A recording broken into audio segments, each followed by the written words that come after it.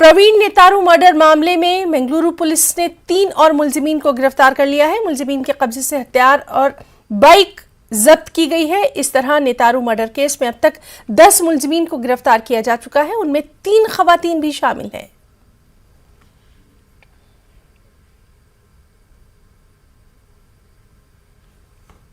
Congress leader Rahul Gandhi ने एक बार फिर वज़ीर-ए-आज़म नरेंद्र मोदी पर निशाना साधा है।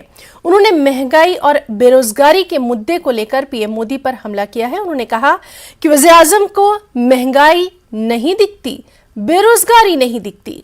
इसके अलावा उन्होंने कहा कि वज़ीर-ए-आज़म मोदी काले कारनामे छिपाने के लिए काला जादू जैसी बातें कर रहे हैं। राहुल गांधी ने अपने ट्वीट में लिखा कि अपने काले कारनामों को छिपाने के लिए काला जादू जैसी तवहम परस्त बातें करके पीएम ओहदे का वकार गिराना और मुल्क को गुमराह करना बंद कीजिए।